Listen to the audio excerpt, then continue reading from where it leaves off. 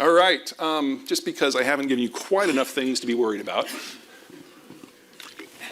As you get older, your net worth increases.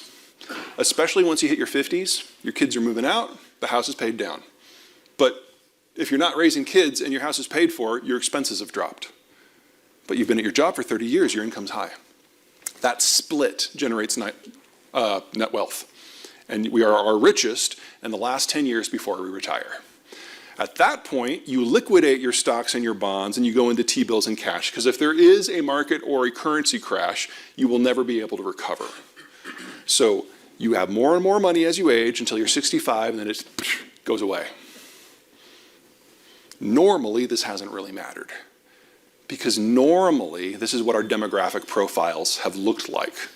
It's a standard pyramid. Children at the top, children at the bottom, retirees at the top, everyone else stacked up in between. And normally, the thin slice of 65-year-olds that retire, one, it's not a very big chunk of the population, so it's not a big deal. And two, there are more 64-year-olds below that and 63-year-olds below that, and so on. And it's the same percentage every year that step back. So it doesn't really move things for society at large. But starting in the late 1940s, the Americans made globalization possible, which meant instead of you in your own economy having to generate the steel and the computers and the aluminum and the food and the energy all by yourself, you could focus on the things you did well and sell them abroad at a premium and then import the other stuff that you didn't have. Everyone could play. And as we all specialized, our incomes went up, and we all moved into cities to take the manufacturing and the services jobs. When you live on the farm, you live differently. Kids are free labor, you have a whole bunch of them. When you move into the city, kids are really expensive, questionable habits. And adults aren't dumb. So we've gone in this country in the last century and a half from having 7 kids on average to 2.2, right? Here's where we are now because of that change in behavior. The baby boomers, the largest generation we have ever had, is on the verge of retirement. In fact, on average, our baby boomers retire in the 4th quarter of this year. Which means, for the last couple of years, we see this ever-increasing pace of transfer of assets from those stocks and bonds into those T-bills and cash. And the result is much higher capital costs. We know that from January of last year to December of next year, capital costs have to increase by at least a factor of 5 because of a lack of supply. That's independent of anything the Fed does. The fact that the Fed is trying to deal with an inflation explosion at the same time, which might generate an economic turning, that's just bad luck and bad timing. So 5x increase in prices for capital, assuming the Fed stops right now, assuming the war stops right now. We know that there's a lot of ESG programs out there for green tech that if you raise the cost of capital by 100 or 500 basis points, they don't work anymore. Start thinking of 1,000 basis points. We're going to be there in less than 2 years. That's the capital side. There's also a labor question. The boomers are the largest generation we've ever had. Half of them will be retired by the end of this year. They are being replaced by a smaller generation. We've always known this was going to happen. We've known this was going to happen since the last of the Gen Xers were born in 1980. Are you ready? It's not going to work. This is a structural issue. This isn't people quietly quitting. This isn't COVID, although COVID did speed a few things up. This is demographic. If you want more workers who are 40, you needed to start 41 years ago. That's just how it works. I'm not going to draw a picture for you.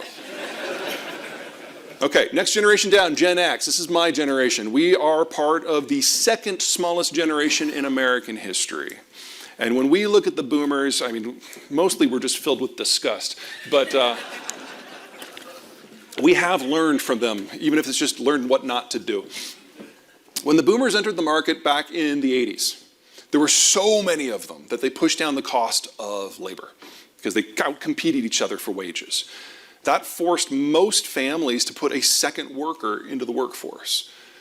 2-income families. That generated the pressure that gave the boomers the highest divorce rate in history. Gen X looks at that and is like, wow, we're not doing that. For us, our families and our time are at least as important as our money. So we are far more likely to be single income households, and we have a much higher marriage preservation rate than the boomers as a result. There are downsides to that. When you've got 800 gajillion boomers and like 112 Xers, and the Xers are the low men on the totem pole, you get the lowest wage increases in American history. Until now. Because now all the boomers are going away. And even if all Xers wanted to work, and we do not, there would never be enough of us to fill all those shoes. So we are now seeing the highest increases in compensation in American history. And it's going to run for at least another 10 years. So for us, we are finally having our day. The rest of you know this is labor inflation, and you can suck it.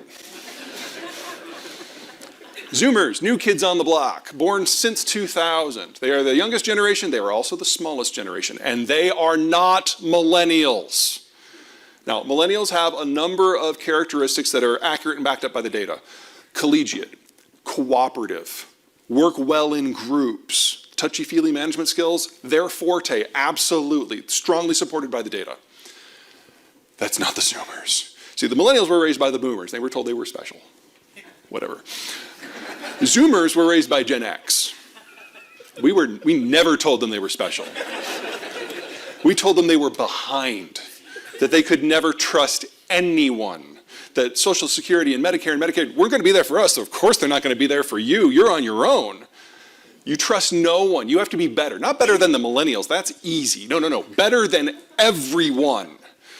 They're overachievers, but they're loners, and they have the highest suicide rate in American history. It's probably because we told them that when they turn 17 and a half, they have to get the hell out of our house. Their dream job is to work in a locked closet coding in the dark. They're very loyal workers, but they never want to meet you. And if you need software work, this is great. We've got a whole generation custom built for it. But if you need somebody out on a line, oh my God, no. They are the most stilted workforce we were ever going to have.